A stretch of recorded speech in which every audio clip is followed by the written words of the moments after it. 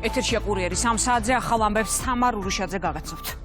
თურქეთში საქართველოს პრეზიდენტის ოფიციალური ვიზიტი დაიწყო. ესენბოღას საერთაშორისო აეროპორტში დახვედის ოფიციალური ცერემონია გაიმართა. ცოტა ხანში დაიწყება მიხეილ ყაველაშვილის შეხვედრა რეჯეპ ტაიპ ერდოღანთან. თურქეთის პრეზიდენტი ქართველ კოლეგას პრეზიდენტის სასახლეში უმასპინძლებს, რის შემდეგაც მედიისთვის ერთობლივი განცხადებები გაკეთდება. მანამდე საქართველოს პრეზიდენტი ათათურქის მავზოლეუმში იმყოფებოდა. პრეზიდენტის ვიზიტს ანკარაში ლიკა ალელიშვილი აშუქებს, ის კურიერს უერთდება. ლიკა, გისმენთ. სულ ცოტა ხნის წინ დატოვა საქართველოს პრეზიდენტმა ათინქაბირი, სადაც მიხეილ ყაველაშვილმა მეუღლესთან და ქართული დელეგაციის წარმომადგენლებთან ერთად პატივი მიაგო თურქეთის რესპუბლიკის დამაარსებლის მუსტაფა ქემალ ათათურქის ხსოვნას. მემორიალი გვირგვინით შეამკო, ამის შემდეგ კი პრეზიდენტმა განსაკუთრებულ სტუმართა წიგნში ჩანაწერი დატოვა. იქამდე ეპიცენტრი იყო ესენბოღას საერთაშორისო აეროპორტი, სადაც გაიმართა საქართველოს პრეზიდენტის დახვედრის ოფიციალური ცერემონია. მიხეილ ყაველაშვილს და ქართული დელეგაციის წარმომადგენლებს საერთაშორისო აეროპორტში დახვდნენ თურქეთის მაღალი რანგის ოფიციალური პირები. დღესვე საქართველოს პრეზიდენტს დაგეგმილი აქვს შეხვედრა თურქ კოლეგასთან. რეჯეპ ტაიპ ერდოღანი მიხეილ ყაველაშვილს უმასპინძლებს თავის რეზიდენციაში, გაიმართება დახვედრის ოფიციალური ცერემონია. ამის შემდეგ კი პრეზიდენტები გადაინაცვლებენ შეხვედრების ოთახში.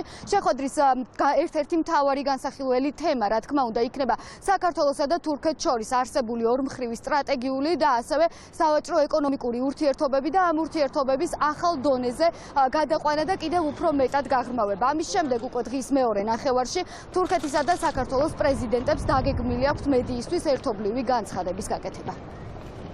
თურქეთი საქართველოსთვის მნიშვნელოვანი სტრატეგიული პარტნიორია. ჩვენ ქვეყნებს აკავშირებს მჭიდრო თანამშრომლობა ყველა სფეროში, იქნება ეს უსაფრთხოების, ეკონომიკური, სოციალური და ასე შემდეგ.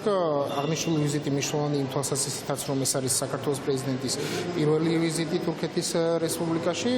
ვიზიტის განმავლობაში განხორციელდება შეხვედრები თურქეთის პრეზიდენტთან, პარლამენტის სპიკერთან და განხილული იქნება ორმხრივი თანამშრომლობის მნიშვნელოვანი მიმართულებები. პრეზიდენტ ერდოღანის მიერ საქართველოს პრეზიდენტის მიწვევა არის როგორც ისტორიული, ასევე ძალიან დროული და კიდევ ერთხელ უსვავს ხაზს არა მხოლოდ ორმხრივ ურთიერთობების გაძლიერებას, ასევე რეგიონში მშვიდობის და ეკონომიკური სტაბილურობის გაძლიერებას. ხაზგასმულია საქართველოს როლი კავკასიის რეგიონში მშვიდობის დამყარებაზე.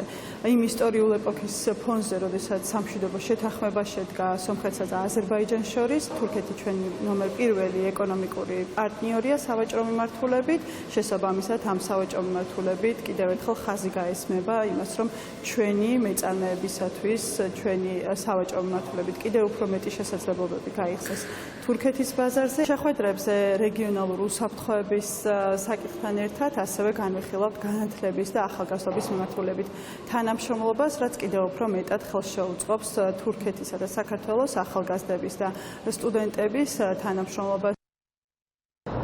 საქართველოს პრეზიდენტის ოფიციალური ვიზიტი ანკარაში არის ორდღიანი. ამ ორი დღის განმავლობაში, როგორც გითხარით, გარდა იმისა, რომ მიხეილ ყაველაშვილი შეხვდება თურქ კოლეგას, საქართველოს პრეზიდენტს დაგეგმილი აქვს უკვე ხვალ შეხვედრა თურქეთის ეროვნული ასამბლეის თავმჯდომარესთან, ასევე გაიმართება მაღალი დონის შეხვედრები თურქეთის ოფიციალურ პირებთან.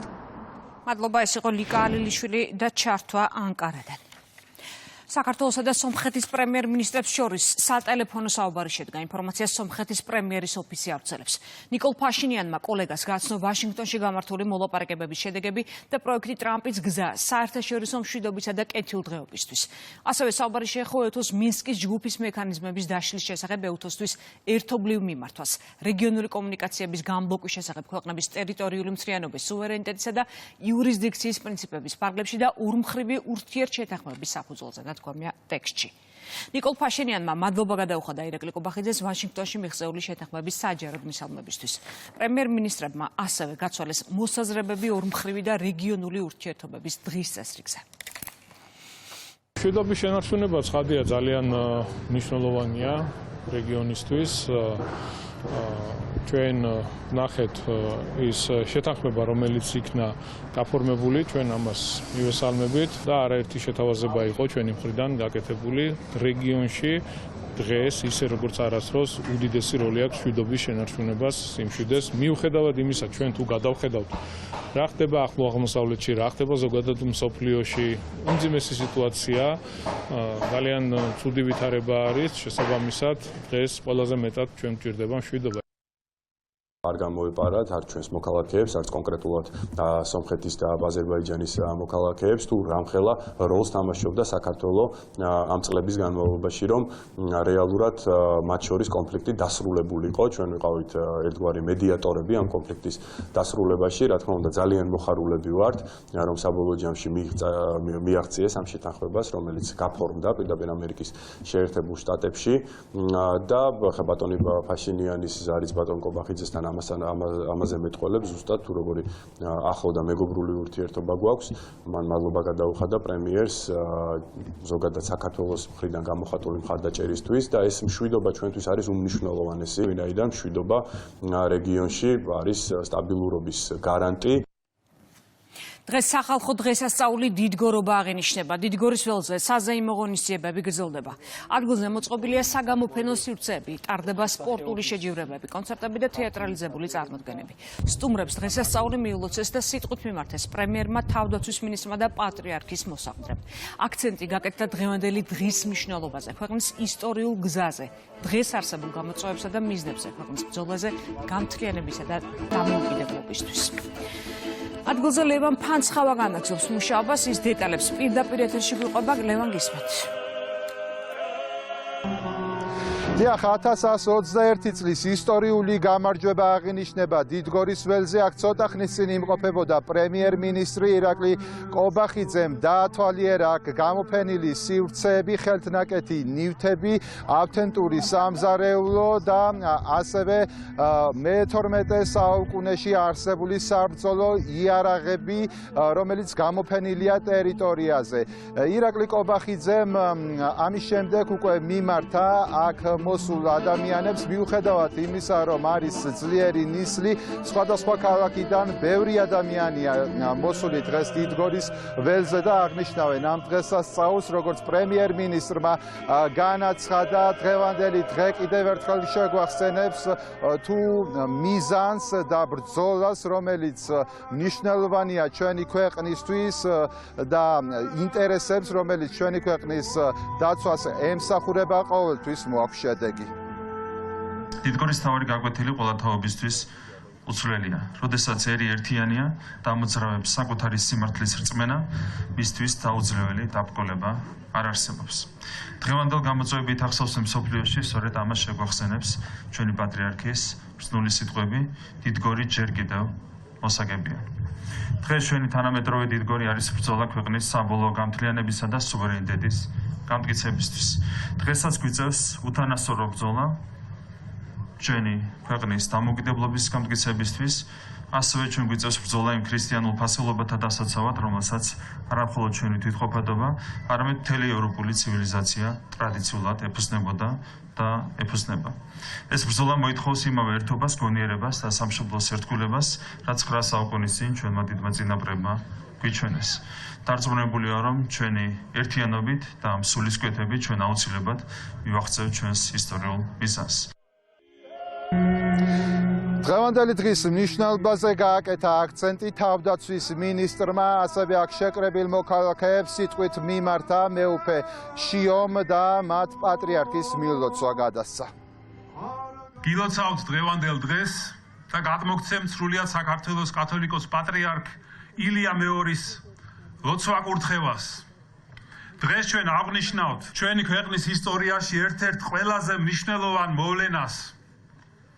დიდგორის ომში ქართველთა ძლევამოსილ გამარჯვებას, რომელიც უკავშირდება წმინდა მეფე დავით აღმაშენებლის 8 წელს და სახელს. დიდგორის ბრძოლა არის არა მხოლოდ სამხედრო გამარჯვების სიმბოლო, არამედ დიდი სულიერი და სახელმწიფოებრივი აღმავლობის სიმბოლო. და აი დღეს ჩვენ როგორც ბრძანა ბატონმა პრემიერმა მრავალგვარი ახალი გამოწვევების წინაშე მდგომი ქვეყანა ვართ და ამიტომ განსაკუთრებით გმართებს დავითის გზის მოაზრება და შენარჩუნება. როგორც ამბობს მისი უწმიდესობა და უნეტარესობა კათოლიკოს პატრიარქი ილია მეორე, ჩვენ უნდა ვიცავდეთ ჩვენი წინაპრების მსგავსად ჩვენ წილ საქართველოს, ჩვენშიც და ჩვენს გარშემოც. ეს არის ჩვენი დიდგორი დღეს. დიდგორის ბრძოლა გრძელდება, ის არ დამთავრებულა. ის გრძელდება სანამ ჩვენ ვარსებობთ. და ღმერთმა ინებოს, რომ საქართველოში მუდამ იყოს დიდგორის გამარჯვებაც. დიდგორის ბრძოლა ყველა თაობის, ერისა და ბერისათვის არის სიმამაცისა და იმავდროულად გონიერების ზეიმი, რწმენის სიმტკიცის, ღირსებისა და ქვეყნის დაცვის შესანიშნავი მაგალითი. დიდგორში მოპოვებული გამარჯვებით და სამხედრო წარმატებით ყველა დროის ბრძენმა მმართველმა და სტრატეგმა მეფემ დავით აღმაშენებელმა საქართველოს თავისი ღირსეული ადგილი დაუმკვიდრა იმ ეპოქის მსოფლიოში. სწორედ ამ სწორუპოვარმა გამარჯვებამ მოახდინა ისტორიული გარდატეხა და საქართველო აქცია ანგარის გასაგრძელ ქვეყნად, დამოუკიდებელ, ძლიერ და თვითყოფად სახელმწიფოდ.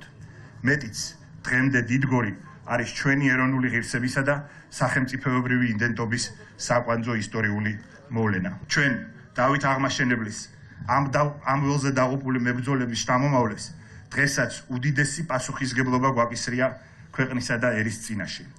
თითოეული ჩვენგანის მოვალეობაა გააგრძელოს გზა, რომელიც დავით მეფემ გაკვალა და ეს ღირსებით, ერთობით და რწმენით გავაკეთოთ. დიდგორობა 2025 წლის ფარგლებში სამხედრო პირები დიდგორის ჯვრის ორდენით დაჯილდოვდნენ. მადლობა ლევან ფანცხავა საუბრობდა კურიერის ეთერში. კეთილსაიმედო კანონმდებლობის და პოლიტიკის ინდექსით საქართველოს ხელისუფლება ევროპის საუკეთესო 20-ში. ევროკომისიამ კარგი მთავრობის 2025 წლის ანგარიშის ფარგლებში კეთილსაიმედო კანონმდებლობის და პოლიტიკის ინდექსი გამოაქვეყნა. საქართველოს ხელისუფლებამ შეფასების 100%-იანი სისტემით 70% მიიღო, მსოფლიოში 26 ადგილზე გავიდა და ევროპის საუკეთესო 20-ში მე-18 პოზიცია დაიკავა. კანონმდებლობისა და პოლიტიკის კეთილსაიმედოობით საქართველო უსწრებს ევროკავშირისა და ნატოს წევრ 18 სახელმწიფოს. შეფასება მოხდა 5 კრიტერიუმით, საქართველო კანონის უზენაესობით მსოფლიოს 50 ქვეყანაში მოხდა, სასამართლოს ხარისხით 27 ადგილზე გავიდა, გამჭვირვალობით მე-12, მართლობითი რეგულაციებით კი 29 პოზიცია დაიკავა. ზაზა შათერიშვილი წერილს არცელებს. ფილოსოფოსი საუბრობს ფსევდოლიბერალური იდეოლოგიის გავრცელებაზე, დიპსტეიტის ინტერესებზე და ევროკავშირში დაკარგულ ღირებულებებზე. ცივილიზებული მსოფლიოს უდიდესი ნაწილი უკვე კარგა ხანია მიაჩვია, რომ დასავლურმა ლიბერალიზმმა, რომელიც წლების წინ თავისუფლებასთან ასოცირდებოდა, დროთა განმავლობაში სახე და ბუნება იმდენად იცვალა, რომ ლამის საკუთარი არსის საწინააღმდეგო ცნებად იქცა. ამის დასტურად ბოლო წლების ტენდენციებს თავი რომ დავანებოთ, სულ ახლახან მომხდარი შემთხვევებიც გამოდგება. მაგალითად, რამდენიმე წლის წინ ლიბერალიზმის კრიტიკით ევროკავშირის წევრი ქვეყნის უნგრეთის პრემიერ-მინისტრი ვიქტორ ურბანი გამორჩა, რომელმაც საჯაროდ ისაუბრა იმ უსიამოვნო სიმართლეზე, რომლის მოსმენაც არავის სურს წერს ზაზა შათერიშვილი. ვიქტორ ურბანმა პრაქტიკულად მილიონობით ევროპელი სათქმელი გააჟღერა, როდესაც განაცხადა, რომ დასავლეთ ევროპაში, განსაკუთრებით გერმანიაში, ადამიანები რისკავენ სამუშაო ადგილებს, თუ ღიად გამოხატავენ თავიანთ მოსაზრებებს გენდერული იდეოლოგიის ან მასობრივი მიგრაციის საკითხებს. ანუ თუ კი იტყვი, რომ ტრადიციული ოჯახის მომხრე ხარ, ან თუ მასობრივ მიგრაციას ეწინააღმდეგები, სამუშაოს დაკარგავ. უფრო მეტიც, კრიტიკას რომ თავი დავანებოთ, თუ LGBT იდეოლოგიაზე ეჭვნარევ მოსაზრებას გამოხატავ, რაც ჰომოფობიად და დისკრიმინაციად არის შერაცხული, უდიდესი ალბათობით და გერმანული პოლიციის ძალისხმევით გისოცებს მიღმა აღმოჩნდებით, თანაც საკმაოდ დიდი ხნით. დასავლური ლიბერალიზმის ეს მანკიერი ახალი მხარე, რომელიც თავისუფლების ნაცვლად ადამიანებისთვის შეზღუდვის დაწესებას და ჩაგვრასთან არის დაკავშირებული, ევროკავშირის არაერთ ქვეყანაში ერთგვარ სტანდარტად ჩამოყალიბდა. სტანდარტად, რომლის დაცვასაც არა მხოლოდ ამ გაერთიანებაში შემოვალ, არამედ მისი წევრობის კანდიდატებსაც საჯაროდ სთხოვენ. როგორ შეიძლება აქ არ გავიხსენოთ ასევე რამდენიმე დღის წინანდელი პოლიტიკური სკანდალი, როდესაც შვედეთის პრემიერმა ღიად განაცხადა, რომ ევროკავშირში გასაწევრიანებლად უკრაინამ ერთნაირ სქესიანთა ქორწინების საკითხი უნდა დაარეგულიროს, რითიც ფაქტობრივად LGBT თემის ლეგალიზება მოსთხოვა. უფრო მარტივად რომ ვთქვათ, შვედეთის პრემიერ-მინისტრმა შეუთვალა უკრაინის ხელისუფლებას ერთნაირ სქესიანთა ქორწინებას თუ არ დაუშვებთ, ევროკავშირში არაფერი გესაქმებათ. ვისაც აზროვნებისა და მეხსიერების პრობლემა არ აქვს, საქართველოსთანაც მარტივად გაავლებს პარალელს და იმასაც გაიხსენებს, რომ უკრაინის მსგავსად ერთნაირ სქესიანთა ქორწინების დაშვება ერთ-ერთი მთავარი მოთხოვნა იყო, რასაც როგორც ევრობიუროკრატები, მათ შორის ვიქტორ ორბანის მიერ ხსენებული გერმანია, ასევე ამერიკის შეერთებული შტატების ყოფილი პრეზიდენტის ადმინისტრაცია, ანუ დემოკრატები პირდაპირ თუ არაპირდაპირ გზით დიდი ხნის განმავლობაში ითხოვდნენ საქართველოსგან. მოგეხსენებათ ისიც, რომ მათი ერთ-ერთი მთავარი მოთხოვნა ქართული ოცნების ხელისუფლების მიმართ ოჯახური ღირებულებებისა და არასრულწყოვანთა დაცვის კანონის გაუქმება იყო, რაც მთავარი წინაპირობა გახლავთ იმისა, რომ შემდგომ ერთნაირ სქესიანთა ქორწინების დაკანონება მოითხოვონ. ასევე იმ კანონების მიღება, რაც LGBT თემის სასარგებლოდ გერმანიასა და ევროკავშირის სხვა სახელმწიფოებში აქვთ მიღებული. ვისაც არ სჯერა, რომ ეს ასია, შეგახსენებთ ჩვენს უახლოეს წარსულს, როდესაც ასე მარტივად დაიწყო ყველაფერი. ევრობიუროკრატია თავიდან მხოლოდ იმას ითხოვდა, რომ LGBT თემის წარმომადგენლებს საქართველოში თბილისში, ქალაქის ცენტრში პატარა მიტინგი ჩაეტარებინათ მცირე ხნით. აბა, ამით თითქოს რა უნდა დაშავებულიყო. და დაშავებით რომ შავდება თანაც ძალიან ნებისმიერი დამეთანხმება, ვისაც საკუთარი თვალით უნახავს ევროპულ ქალაქებში, მაგალითად ბარსელონაში LGBT თემის სექსუალური შინაარსის თავყრილობები, ლამის ორგიები, რომლებიც არც თუ იშვიათად არასრულწყოვანთა თანდასწრებით ხდება. საერთო ჯამში ამ ყველაფრის შედეგია, რომ დღეს ევროკავშირს დაკარგული აქვს ის მთავარი ფუნდამენტური მნიშვნელობის ღირებულებები, რამაც ამ გაერთიანების და ზოგადად ევროპის აყვავება განაპირობა. მეტიც, ამ ფუნდამენტური ღირებულებების საფუძველზე ჩამოყალიბებული ევროპული ერთობა ინგრევა, რამე თუ ქრისტიანულ ჰუმანურობას დაფუძნებული იდეოლოგია LGBT პროპაგანდაზე დაფუძნებულმა იდეოლოგიამ შეცვალა. სწორედ ამიტომ ევროპარლამენტი, ევროკომისია, ევროკავშირი ლამის ერთხმად ითხოვენ საქართველოსგან და მსგავსი ტრადიციული ქვეყნებისგან, რომ უკან გაიწვიონ ნებისმიერი კანონი, რაც არასრულწყოვანთა მავლეთ ზეგავლენისგან და ოჯახური ღირებულებების დაცვას უკავშირდება. ჩნდება ლოგიკური კითხვა, რომელსაც ასევე ლოგიკური, მარტივი პასუხი აქვს. რას ემსახურება ეს ყველაფერი? რა არის ამის საბოლოო მიზანი? ამ ყველაფრის საბოლოო მიზანი გახლავთ ის, რომ საქართველო მორალურად, იდეოლოგიურად დავიდეს ევროკავშირის წევრი იმ ქვეყნების დონეზე, სადაც გენდერის თუ ოჯახური ღირებულებების შესახებ განსხვავებული ტრადიციული აზრის ქონის გამო შესაძლოა სამსახური დაკარგო, ან სულაც დაგიჭირონ. შედეგად ამას მოყვება ის, რომ გეომეტრიული პროგრესიით იზრდება LGBT თემის წევრთა რიცხვი, ძირითადად რა თქმა უნდა ახალგაზრდების ხარჯზე. და კიდევ ერთი კითხვა კი, მაგრამ რაში სჭირდებათ ეს ყველაფერი მათ, ვინც ამ ყველაფრის უკან დგას? რა თქმა უნდა იმისთვის, რომ დავკარგოთ სამშობლო, უარი ვთქვათ ისტორიაზე და იდენტობაზე, საბოლოო ჯამში კი იქამდე მივიდეთ, რომ ვეღარ გავერკვეთ ვინ ქალია და ვინ კაცი. რასაკვირველია, ამ ტიპის ადამიანები, ამ ტიპის საზოგადოება ყველაზე უღირსი და ყველაზე იოლად სამართავია მათ შორის, რაც კი ისტორიას ახსოვს. იმის მიუხედავად, რომ ფსევდოლიბერალური იდეოლოგიის გავრცელების უკან deep state-ი, იგივე არაფორმალური ოლიგარქიული მმართველობა დგას, ნებისმიერ ფასად აუცილებლად უნდა გავაგრძელოთ ჩვენი ქვეყნის და საზოგადოების დაცვა იდეოლოგიური შტურმისგან. სააპელაციო სასამართლომ გიორგი ბაჩიაშვილისთვის შეფარდებული 11 წლიანი პატიმრობა ძალაში დატოვა. საქმე ქართული ოცნების დამფუძნებლის ბიძინა ივანიშვილის კრიპტოვალუტის მითვისებას ეხება, რაზეც თბილისის საქალაქო სასამართლომ ბაჩიაშვილს 11 წლით თავისუფლების აღკვეთა მიუსაჯა. თანაინვესტირების ფონდის ყოფილი ხელმძღვანელი დამნაშავეცნეს დიდი ოდენობით თანხის მითვისებასა და უკანონო შემოსავლის ლეგალიზაციაში. გამოძიების ინფორმაციით, მან ბიძინა ივანიშვილის კუთვნილი 9000-მდე ბიტკოინი მიითვისა.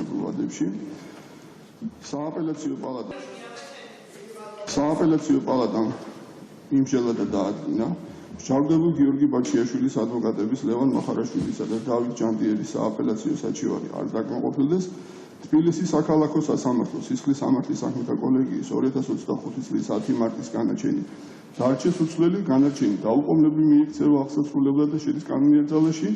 განაჩენი შეიძლება გასაჩივრდეს ერთი თვის ვადაში თბილისის სააპელაციო სასამართლოს მეშვეობით საქართველოს უზენაეს სასამართლოში. ასევე მსჯავრდებულს განემართოს, რომ მას აქვს უფლება შეწყალების, რისთვისაც შეუძლია მიმართოს საქართველოს პრეზიდენტს. იმაჩნია, რომ პირველი ინსტანციის სასამართლოში იგივე ფაქტობრივი გარემოებები იმდენად წინააღმდეგობაში იყო საბოლოოდ გამოტანილ გადაწყვეტილებასთან, ამის დასაბუთება შეუძლებელი იქნება თუნდაც სააპელაციო სასამართლოს მიერ.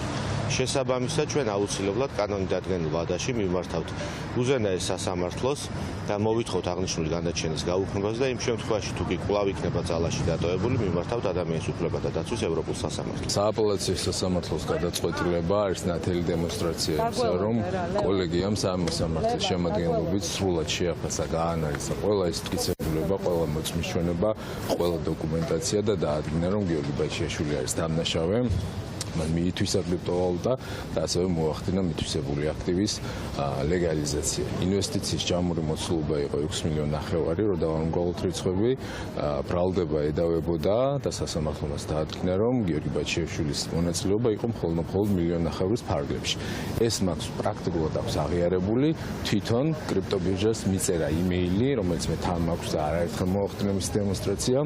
სადაც თქვა, რომ ინვესტიციებში მონაწილეობისას მას $1 მილიონი დააფინანსა ეს პროექტი. ეს არის ძალიან მარტივად, რო ვთქვათ, ბრალის არსიც და შესაბამისად სასამართლოს გადაწყვეტილებაც და შეფასებაც. აქედან გამომდინარე, დოკუმენტები და მარტივად რო ვთქვათ, თავად გიორგი ბაჩიაშვილის მიერ შედგენილი დოკუმენტები ადასტურებდა მის ბრალეულობას და უკვე დამნაშავეობას.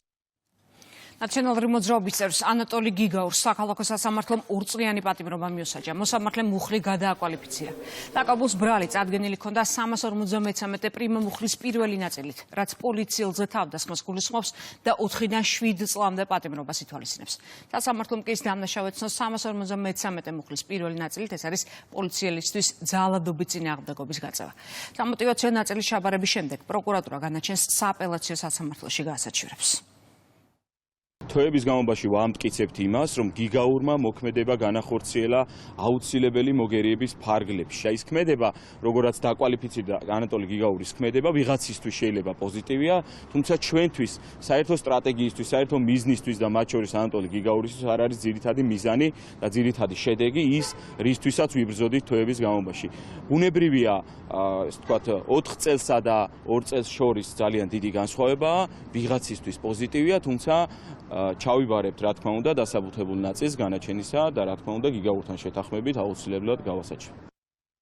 შინაგან საქმეთა სამინისტროს მიერ ჩატარებული გამოძიებით დადგინდა, რომ 2024 წლის 24 ნოემბერს თბილისში რუსთაველის გამზირზე გამართული აქციის მიმდინარეობისას ბრალდებული თავს დაესხა შინაგან საქმეთა სამინისტროს თანამშრომელს და ფიზიკურად იძალა და მასაზე. მას ბრალდება საქართველოს სისხლის სამართლის კოდექსის 353 პრიმა მუხლის პირველი ნაწილით პოლიციელზე თავდასხმა პოლიციელის სამსახურებრივ საქმიანობასთან დაკავშირებით წარედგინა, რაც საშელის სახით და ზომად 4-დან 7 წლამდე თავისუფლების აღკვეთას ითვალისწინებს. თბილისის საქალაქო სასამართლომ ბრალდებული დამნაშავედ ცნო 353 მუხლის პირველი ნაწილით პოლიციის მიმართ წინააღმდეგობა ჩადენილი ძალადობით და სასჯელის სახით და ზომად 2 წლით თავისუფლების აღკვეთა განუსაზღვრა. 20 ივნისის საქმეზე რუსთაველის გამზირზე საგამოძიებო ექსპერიმენტი გრძელდება. დღეს ადგილზე გამომძიებლების შეკითხვებს ორმა პირმა უპასუხა, მათგან ერთი მედიის წარმომადგენელია. სულ საგამოძიებო ექსპერიმენტში მონაწილეობა მიიღო 40 პირმა. პროკურატურის ინფორმაციით საგამოძიებო მოქმედებებით სრულდება სტრასბურგის სასამართლოს რეკომენდაცია. პასუხი უნდა გაეცეს კითხვას, რამდენად სწორედ დაიგეგმა შინაგან საქმეთა სამინისტროს მაშინდელი ხელმძღვანელობის მხრიდან სპეციალური ღონისძიება 2019 წლის 20 ივნისს. სისხლის სამართლის საქმეზე დადგინდა კონვენციის მესამე მუხლის დარღვევა პროცედურულ ნაწილში და სახელმწიფოს დაევალა გარკვეული საგამოძიებო მოქმედებების ჩატარება. მათ შორის საგამოძიებო მოქმედებების ჩატარება დაძარალებულების მონაწილეობით შინაგან საქმეთა სამინისტროს მხრიდან ღონისძიების სწორად დაგეგმისა და ძალის გადამეტების ფაქტის დადგენის მიზნით.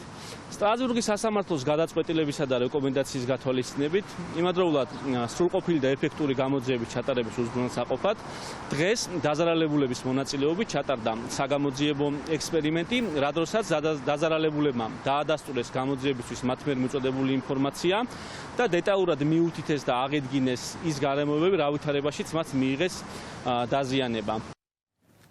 პოლიციამ თბილისში ერთი პირი დააკავა ნარკოტიკული საშუალების რეალიზაციის ხელშეწყობის ბრალდებით. ამოღებულია 34 შეკვრა დაფასებული მარიხუანა. გამოძიების ინფორმაციით ნაწილი მას თან ჰქონდა, ნაწილი კი სხვადასხვა ადგილზე გასაყიდად ჰქონდა დადებული. ნანაშაული 10 წლამდე პატიმრობას ითვალისწინებს. მიგრაციის დეპარტამენტის თანამშრომლებმა საქართველოდან უცხო ქვეყნის 34 მოქალაქე გააძევეს. მათ შორის არიან ინდოეთის, რუსეთის, ნიგერიის, ირანის, აზერბაიჯანის, თურქმენეთის, სომხეთისა და ყირგიზეთის მოქალაქეები მათ საქართველოში შემოსვლა ეკრძალათ. საქართველოს შინაგან საქმეთა სამინისტროს მიგრაციის დეპარტამენტმა 34 უცხო ქვეყნის მოქალაქის გაძევება განახორციელა ქვეყნიდან. ამ პირებს შესაბამისი აკრძალვა დაუწესდათ და ისინი გარკვეული ვადით ვერ შეძლებენ ქვეყანაში შემოსვლას. საზოგადოებას შევახსენებთ, რომ შინაგან საქმეთა სამინისტროს მიგრაციის დეპარტამენტი სხვა უწყებებთან ერთად და დანაყოფებთან ერთად აქტიურ რეჟიმში აგრძელებს მუშაობას არალეგალური მიგრაციის წინააღმდეგ, ხდება სხვადასხვა ლოკაციების გადამოწვევა და უცხო ქვეყნის მოქალაქეების გამოვლენა, რომლებიც ქვეყანაში იმყოფებიან არალეგალურად. გარდა ამისა, საზოგადოებას კიდევ ერთხელ ვაცნობებთ, რომ 2025 წლის 1 ოქტომბრიდან ძალაში შედის საკანონმდებლო ცვლილებები, რომელიც უფრო გააძლიერებს და ეფექტურს გახდის მიგრაციის დეპარტამენტის შესაძლებლობებს არალეგალური მიგრაციის წინააღმდეგ ბრძოლის მიმართულებით. ასევე იგეგმება დეპარტამენტის როგორც მატერიალური, ასევე ადამიანური რესურსებით გაძლიერება, რაც საბოლოო ჯამში ჩვენ მოგცევს საშუალებას, რომ უფრო ეფექტურად ვებრძოლოთ არალეგალურ მიგრაციას. თბილისის მერია ავარიული სახლების ჩანაცვლების პროექტს განაგრძობს. თბილისის განვითარების ფონდი კიდევ ერთ საცხოვრებელ კორპუსს სამგორის რაიონში აშენებს. მარკეთილის მესამე მასივში ავარიული შენობის ნაცვლად 10 სართულიანი კორპუსი შენდება. ფართებს 36 ოჯახი მიიღებს. პროექტი 2026 წელს დასრულდება. სამუშაოები დღეს თბილისის მერმა დაათვალიერა.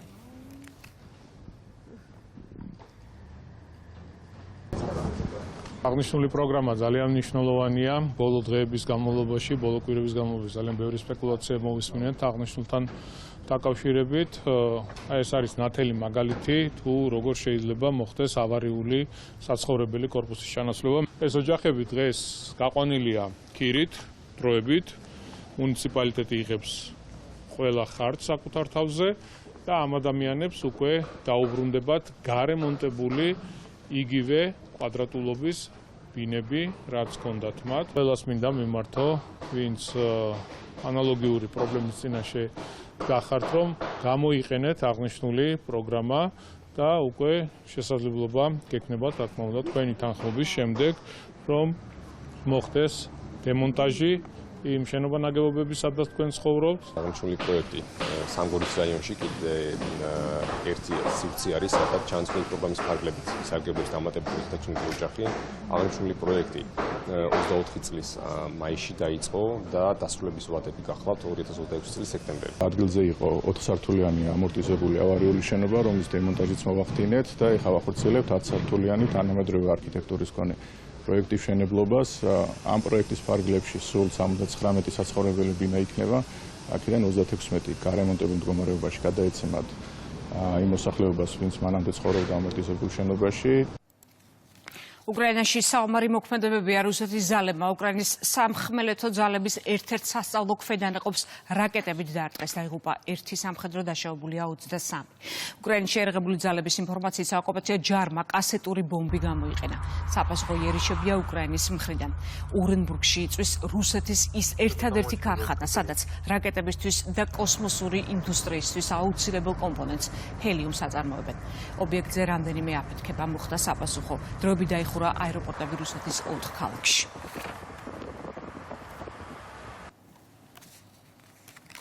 ტრამპი გაკვირვებულია, რომ ზელენსკი მზად არ არის მშვიდობის სანაცვლოდ რუსეთს უკრაინის გარკვეული ტერიტორიები გაუცვალოს. ამერიკის პრეზიდენტმა ბრიფინგზე ჟურნალისტებს უთხრა, რომ უკრაინის პრეზიდენტი უნდა დათანხმდეს გარკვეულ პირობებს. ტრამპმა ისიც განაცხადა, რომ ზელენსკი ალასკაში 3 ძემიწეული არ არის, თუმცა თუ სურვილი ექნება, შეუძლია შტატში ჩავიდეს. And he wasn't going to for a very serious კარგი ურთიერთობა მაქვს ზელენსკისთან, თუმცა არ ვეთანხმები იმას, რაც მან გააკეთა. ეს ომი არასდროს არ უნდა მომხდარიყო. ცოტა შემაწუხა ფაქტმა, რომ ზელენსკი ამბობს, მე კონსტიტუციური თანხმობა უნდა მივიღო. მას ყველას მოკლისთვის ომში შესვლის თანხმობა ჰქონდა, მაგრამ მიწების გაცვლისთვის თანხმობა სჭირდება. მიწების გაცვლა უკრაინის საკეთილდღეოდ მოხდება. ზოგიერთი რამ ორივესთვის ცუდი იქნება. ტერიტორიებში იქნება გარკვეული ცვლილებები. ვეცდებით, რომ დავუბრუნოთ ამ ტერიტორიების ნაწილი უკრაინას. რუსეთს ოკუპირებული აქვს ძალიან მნიშვნელოვანი ტერიტორიები. ევროკავშირის ლიდერები ტრამპი პუტინის მოლაპარაკებისთვის პირობების წაყენებას ცდილობენ, თუ ინსტრუქციების გაცემა სათადარიგოთა სკამიდან დავიწყებთ ვითარება გაუარესდება, დაწერა უნგრეთის პრემიერმა. ორბანი არ შეუერთდა ამერიკა-რუსეთის პრეზიდენტების შეხვედრამდე ევროკავშირის ლიდერების განცხადებას, რომელშიც წერია, რომ სამშვიდობო შეთანხმება უკრაინის გარეშე ვერ შედგება. ორბანმა მოუწოდა ევროპელ კოლეგებს პუტინისა და ტრამპის შეხვედრისთვის მზადება დაიწყონ. ტრამპის გადაწყვეტილებით ვაშინგტონში ეროვნული გვარდიის 800 სამხედრო განალაგეს, ადგილობრივი პოლიცია კი ფედერალურ კონტროლს დაექვემდებარება. ამერიკის პრეზიდენტის გადაწყვეტილებით მიზანი არის წესრიგის აღდგენა და კრიმინალის წინააღმდეგ ბრძოლა. ტრამპმა პოლიციელებზე ძალადობის შემთხვევებზე ისაუბრა და თქვა, რომ მან სამართალდამცველებს უფლება მისცა საჭიროების შემთხვევაში იმოქმედონ ისე, როგორც ამას სიტუაცია მოითხოვს.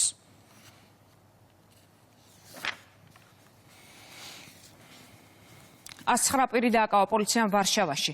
სამართალდამცველებმა ოპერატიული ღონისძიებები ბელორუსი რეპერის კონცერტზე ჩაატარეს. უმეტესობას ბრალად ედება ნარკოტიკული ნივთიერების შენახვა, თავდასხმა დაცვის თანამშრომლებზე, ტერიტორიაზე პიროტექნიკის შეტანა და სტადიონზე უკანონოდ შესვლა. ღონისძიებას 60,000 ადამიანი ესწრებოდა.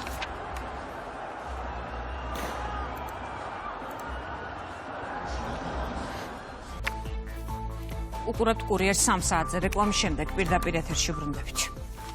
გარემოს დაცვითი ზედამხედველობის დეპარტამენტმა კახეთსა და მცხეთა-მთიანეთში სამართალდარღვევები გამოავლინა. თელავში აღმოჩენილია უკანონო სახერხი საამქრო, თიანეთში კი რკინის კონსტრუქციის სანახშირე ხის მასალასთან ერთად. გარემოს დაცვითი სამართალდარღვევის პრევენციის აღკვეთის და გამოვლენის მიზნით დეპარტამენტის თანამშრომლები უწყოდად პატრონებენ და აქტიურად იყენებენ თანამედროვე ტექნოლოგიებს. გამკაცრებული სახელმწიფო კონტროლის მიზანი სამართალდარღვევების მინიმუმამდე დაყვანა. დევნილი მოქალაქეებისთვის სამედიცინო ცენტრ დიომედში საქველმოქმედო აქცია ჩატარდა. მოქალაქეებმა სამედიცინო კვლევებით და ექიმების კონსულტაციით ისარგებლეს. კლინიკაში იმყოფებოდა აჭარის მთავრობის, აფხაზეთის მთავრობის თავმჯდომარეც გიორგი ჯინჭარაძე სამედიცინო დაწესებულების ხელმძღვანელობას და მედპერსონალს შეხვდა. აფხაზეთის მთავრობის ერთ-ერთი მთავარი პრიორიტეტი არის ჩვენი დევნილი მოსახლეობისთვის სამედიცინო მომსახურების და სერვისების მიწოდება. დღეს გლდანის სამედიცინო დაწესებულებაში გაიმართა უფასო სკრინინგული გამოკვლევები და ჩვენთვის ძალიან მნიშვნელოვანია, რომ გაიზარდოს ხელმისაწვდომობა სამედიცინო მომსახურების სერვისებზე. დევნილ მოსახლეობას მოუწოდებ, რომ მსგავს უფასო გამოკვლევებში ჩაერთონ. აფხაზეთიდან დევნილ ბენეფიციარებს 10-მდე ექიმის კონსულტაცია და სხვადასხვა კვლევა უტარდებათ უფასოდ, რათა მოვახდინოთ დაავადებათა ადრეული დიაგნოსტიკა და ხელმისაწვდომი გავხადოთ მათთვის სხვადასხვა სამედიცინო სერვისი. ასევე ადგილზე ვეცნობით პოლიკლინიკაში არსებულ ვითარებას, ვინაიდან ჩვენთვის მნიშვნელოვანია საჭიროებების დროული იდენტიფიცირება. პროექტი ეკო ჯორჯია გრძელდება. სკოლის მოსწავლეებმა სპეციალური კურსი მთელი ქვეყნის მასშტაბით გაიარეს. ეკო ლიდერთა სკოლის ფარგლებში მათ ჩაუტარდათ როგორც თეორიული, ასევე პრაქტიკული მეცადინეობები. კურსდამთავრებულებს სერტიფიკატები გარემოს დაცვის მინისტრის მოადგილემ გადასცა. სკოლის მოსწავლეებმა გაიარეს ისეთი თემატიკა, როგორიც არის ბიომრავალფეროვნება, ნარჩენების მართვა, მდგრადი განვითარების მიზნები, ასევე ადამიანის ეკოლოგიური უფლებები და უამრავი სხვა. ყველაფერი ამასთან ერთად ის აძლევს საშუალებას მათ და მეტ მოტივაციას, რომ მათ შემდგომში სწავლა განაგრძნონ გარემოს დაცვის მიმართულებით, როგორც საბაკალავრო პროგრამებზე, ასევე სამაგისტრო პროგრამებზე. 2 თვის განმავლობაში ჩვენ გავდიოდით თეორიულ მასალას. ჩემთვის პირადად ყველაზე საინტერესო თემა იყო ნარჩენების მართვა, რადგან სურს რომ ადამიანებმა გაიაზრონ თუ რა განსხვავებაა ნარჩენებსა და ნაგავს შორის. ახლა კი გავდივართ პრაქტიკულ მასალას 3 დღის განმავლობაში ჩვენ ვსწავლობთ სხვადასხვა ლოკაციებს და იმ თეორიულ მასალას ვსწავლობთ პრაქტიკის დახმარებით. ახალგაზრდობის საერთაშორისო დღეს აღნიშნავენ ზუგდიდში იმართება სხვადასხვა შემეცნებით გასართობი აქტივობა, მათ შორის სპორტული შეჯიბრებები. ჩატარდა ველომარათონი, გამარჯვებულები ქალაქის მერმა დააჯილდოვა. ახალგაზრდობის საერთაშორისო დღესთან დაკავშირებით მიმდინარეობს ზუგდიდის მუნიციპალიტეტში ახალგაზრდული კვირეული, რომელიც გამოირჩევა სხვადასხვა მნიშვნელოვანი აქტივობებით. დღეს ჩატარდა ველორბოლო. მე მინდა ფედერაციას ძალიან დიდი მადლობა გადაუხადო მხარდაჭერისთვის, მონაწილეობისთვის და რა თქმა უნდა მიულოცო გამარჯვებულებს. ძალიან მნიშვნელოვანია ველოსპორტის პოპულარიზაცია და დანერგვა ჩვენს მუნიციპალიტეტში, რომელიც ერთ-ერთი ყველაზე ჯანსაღი სპორტული სახეობაა. ძალიან კარგი შეჯიბრი იყო, ორგანიზება ძალიან კარგი იყო. ანუ ზუგდიდი ძალიან ლამაზია და რაც უფრო განვითარდება ზუგდიდის ველოსპორტი, ჩვენთვის უფრო კარგი იქნება. აჭარის კულტურის მინისტრმა ბათუმში საერთაშორისო ექსპერტს დოქტორ ღასან ხალილს უმასპინძლა სამუშაო შეხვედრაზე. ისაუბრეს აჭარაში სამუსიკო სკოლის ჩამოყალიბების საკითხზე. ილიცო ბოლქვაძემ სტუმარს რეგიონში არსებული სამუსიკო სკოლების მუშაობის სპეციფიკა და მათი განვითარების ხედვა გააცნო. ვაპირებთ, რომ გავაკეთოთ საერთაშორისო დონის ხარისხიანი, უფრო მაღალი, ასე ვთქვათ, მოთხოვნილებების სამუსიკო სკოლა, სადაც ყველა მაქსიმალურად, ყველა, ასე ვთქვათ, მიმართულება უფრო მეტად გაიშლება, განვითარდება, უფრო მეტი ინტერესი გაჩნდება ახალგაზრდებში და მასწავლებლებსაც ექნებათ გადამზადების ახალი შესაძლებლობები. ეს იყო ბოლო ინფორმაცია კურიერი გემშვიდობებათ 6 საათამდე. თქვენ კი დღის სხვა შეხვედრებს გაიცანით ჩვენ ვებგვერდზე. რუსთავი 2.g.